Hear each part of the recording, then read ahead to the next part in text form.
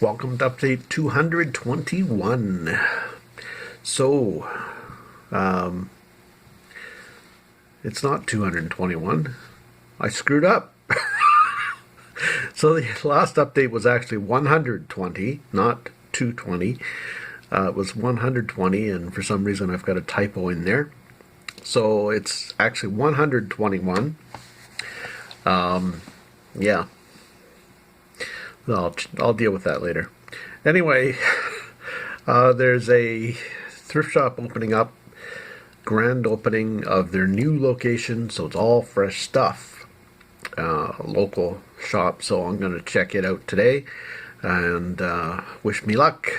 Cross your fingers for me. We'll see what we find, and I'll present it here right in the next few seconds. So I'm back. Yeah, so wasn't terribly fruitful, but had to go to find out. Otherwise, I would have never found out. They basically moved from one store to the next door to them, and so they had a bag sale going on, $5 a bag at the old store to clear out the old store. And at the new store, I picked up one thing. It was a Medalta teapot. Wrong lid, unfortunately, but it is Medalta. For those of you who want to know what Medalta is, it's a pottery out of Alberta, collectible in Canada here and elsewhere.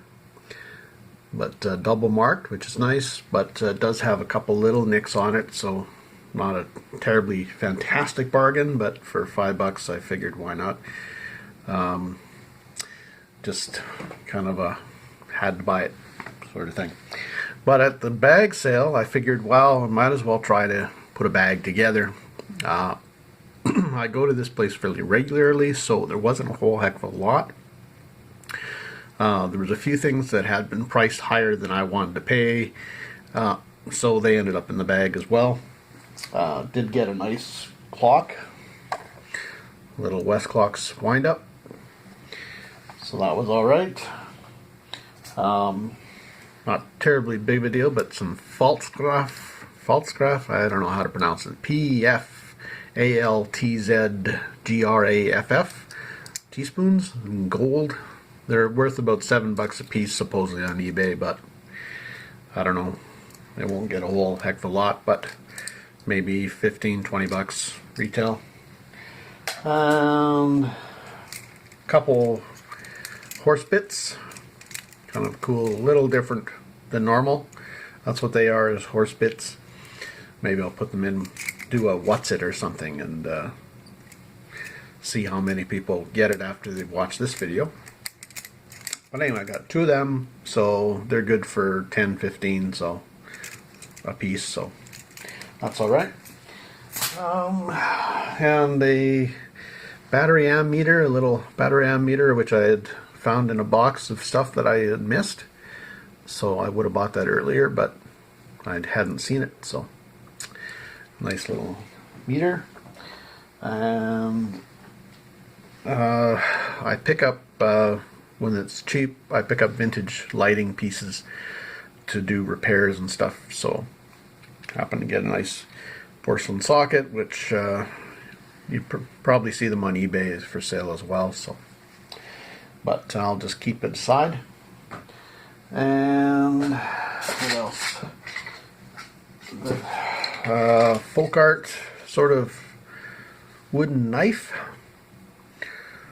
or shank, maybe. I don't know, person shank.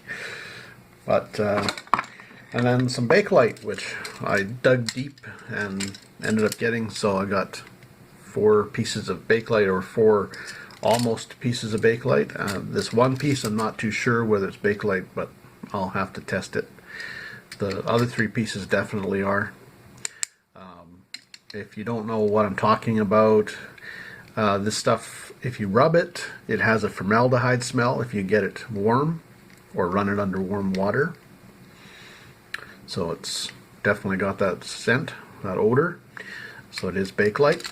So it'll go with my big Bakelite lot eventually. And the spoon, which I'm just going to give away to a customer slash friend, it says Brandon on it. So I'll just give that away. And the rest of the stuff, you'll probably go, why did he buy that?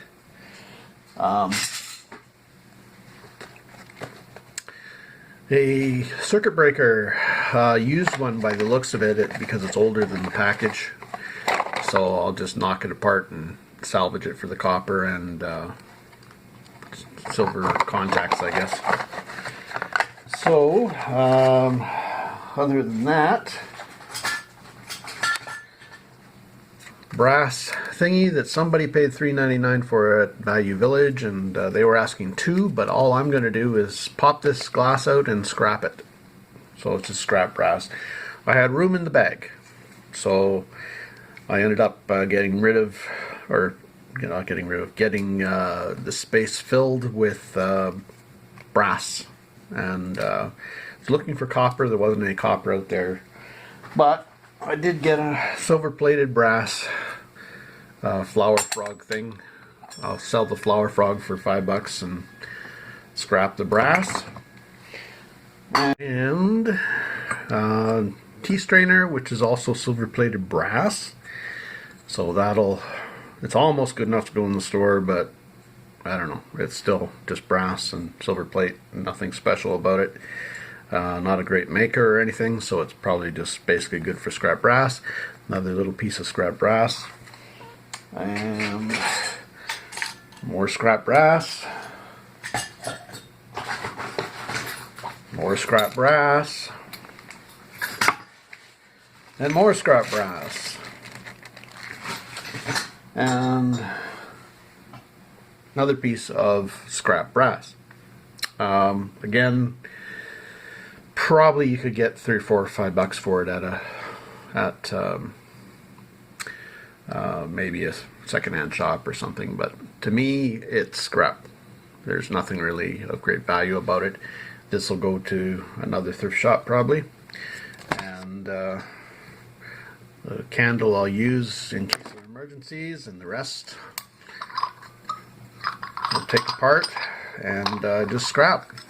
I think it's all solid brass anyway, so there we go. Just going to scrap. So that's it. That was the big finds. Next time, hopefully, there'll be something more exciting. But that's what I do when I go to any of these bag sales. You can pick up, like I said, you might as well pick up the scrap brass if you got room in the bag and there's nothing else to buy. Sometimes it's even worth getting, the whole garbage bag of just scrap brass for $5 because, hey, it's going to be a lot more than $5. So you're making a little bit of money. It's not a lot, but it adds up.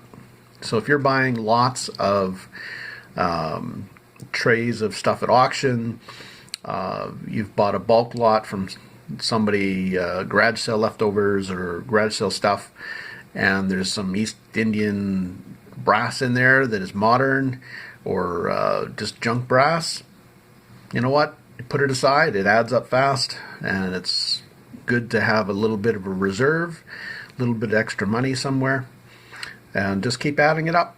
If you've got some space, just keep throwing it in a bucket. Anyway, so that's my tip, and hopefully you can use that. And yeah, I'll give you a bit more of an update in a few seconds. So the latest on the reno front, I just popped a hole the bottom of this wall, and lo and behold, we've got more mold. So it looks like I'm going to have to pop some of this off as well. Probably go a couple feet up and pop it off.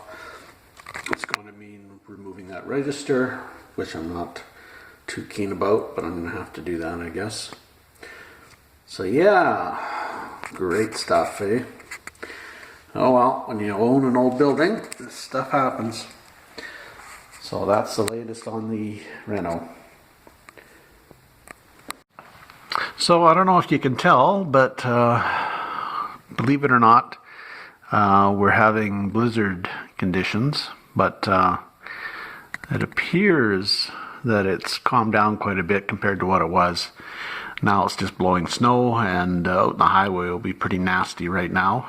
We had freezing rain yesterday, so the highways are skating rinks and are shut down from the Saskatchewan border all the way to Portage-la-Prairie, which normally is a 4-hour drive, that stretch, or 3-hour drive thereabouts. But yeah, so now you can't travel on the highway at all. So everything's shut down, pretty much. So being closed because of COVID's not that big of a deal, because I'd be closed anyway. I'd be dead. So yeah, fun stuff. That's winter for you in Manitoba. You never know what's gonna transpire from day to day, it seems. Sometimes it's beautiful, sometimes it's not. Did have a skier go by about a half hour ago. Somebody cross-country skiing down the street. Wish I could have caught that on video for you.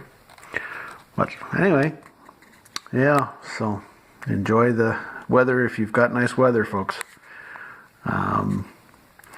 Oh, here goes some snow. Anyway, yeah, that's about it for the update, I suppose. So take care, be safe, happy picking, safe picking, and all that. And we'll talk to you later.